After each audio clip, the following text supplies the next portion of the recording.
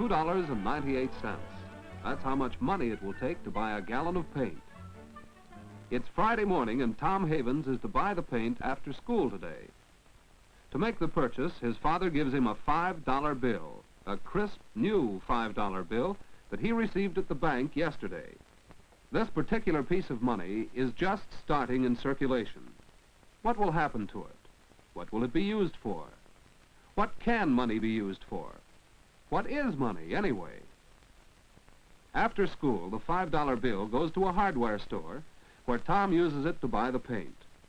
This is one of the most common ways in which we all use money, as a medium of exchange for goods. Tom exchanges a certain amount of money for a gallon of paint. The clerk naturally accepts the money, and he gives Tom a smaller amount of money in change. And so the $5 bill has found its way into this cash register. But it doesn't stay long. It's going to be used to pay Mr. Kelly, an electrician, for work he has just done in the store. The store is not paying for wire or fixtures, but for the electrician's special services. This is another use for money, as a medium of exchange for services as well as for goods. The $5 bill is moving fast. That's because it's so convenient to use in business transactions. In fact, it's hard to imagine doing business without money. Yet for thousands of years, people did get along without money. In primitive days, living was simple and each family produced whatever it needed. The first kind of business was barter. A good stone cutter, for instance, might make a few extra tools and simply trade them for furs and other things he wanted. It was easy. There was no need for money. Even today, barter has its place. Not long ago, Tom Havens got a spotlight for his bike by trading a catcher's mitt for it. Swapping like this works well between friends. But what would you trade in a hardware store for a gallon of paint? And how would the store owner get the paint and the other goods he sells? What could he trade with all the people who had a hand in transporting the goods to his store? What could he possibly swap with all the stockholders of the hundreds of factories that produced the goods? How could he barter with every individual workman who played a part in the manufacture of each article? No, life today is too complex. People are too dependent upon each other. Jobs are too highly specialized for us to do business by barter. That's why we depend on money as a quick and easy medium of exchange.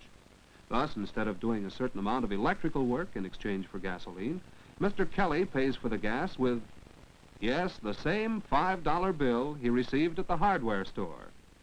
This convenience of modern money has evolved from an age-old search for a satisfactory medium of exchange. Out of the simple barter of primitive people, spearheads became one of the first articles used as money. Shells have also served as money. Wampum was used by the American Indians. And hundreds of other articles have been money to various people at various times. But none of these met all the requirements of good money. Money should be something of value, yet who but a huntsman has any use for spearheads? The value should be obvious and uniform. Who but an expert knows what this fur pelt is worth? Money should be easy to carry about. Metal rods certainly aren't. Money should be divisible. How do you make change when the price is half a cow? Money should be durable. Too much salt money got caught in the rain. Out of such trying experiences, gold and silver emerged as the most durable, most convenient, most satisfactory money. For greater convenience, men started silver coins with values imprinted on them. Later, governments took over the exclusive function of coining money. Because unscrupulous men began to cover cheap metal discs with gold and silver plating. So today in the United States, any money is counterfeit and so worthless unless issued by the federal government. And anyone who knowingly tries to spend counterfeit money may be fined a large amount and sent to jail. The coins we use are made in one of the 3 mints of the United States Treasury, located in San Francisco, Denver, and Philadelphia. And from the Bureau of Engraving and Printing in Washington comes our paper money, including, of course, the $5 bill of this story. This represents the final stage in the evolution of modern money. For while metal coins are handy for dealing in small amounts of money, when transactions require larger amounts, paper money is far more practical. A $5 bill, for example, is much easier to handle than, say, $5 in dimes. And just imagine buying something that costs $100 and paying for it with 10,000 cents. So the values of the money we use every day are the values fixed by the government. The paper bills and even the coins are not in themselves actually worth the amounts they represent.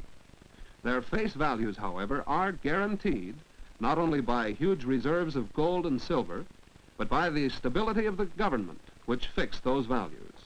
As long as people remain confident that our government is strong and secure, they will continue freely to accept and spend its money without questioning the value, as they have done with our $5 bill, which is now about to move again, because Mrs. Moore has come a check. A check is not money. It is one kind of substitute for money. Its value is guaranteed not by the government, but by the person who signs it. Since the man at the filling station knows Mrs. Moore, he is willing to take her word that she has enough money in the bank to make the check good, so he cashes it for her. Saturday morning finds the $5 bill still in Mrs. Moore's purse. How will she use it? Good morning. May I help you? Yes. Can you tell me the price of those bookends in the window? Yes, that pair is $8.75, and most attractive. I'm afraid that's more than I care to spend. Do you have a cheaper pair? I do have one pair left that's an exceptional value. It's really worth $6.50, but it's on sale at just $5.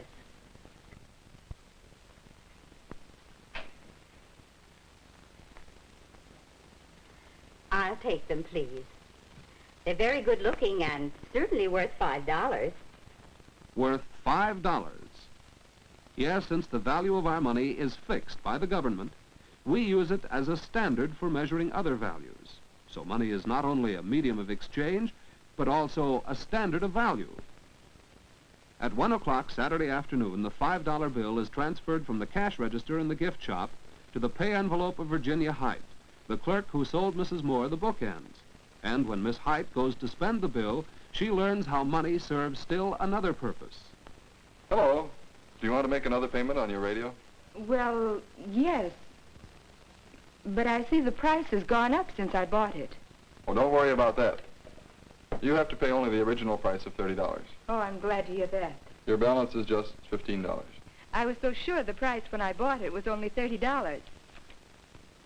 So we see how money serves as a standard for future payments, a yardstick by which we measure the value of anything bought or sold to be paid for in the future. But what of the $5 bill? Soon its adventures take a strange turn. This radio shop is where Tom Havens works after school and on Saturdays. And when he's finished his work for the week, he gets a $5 bill.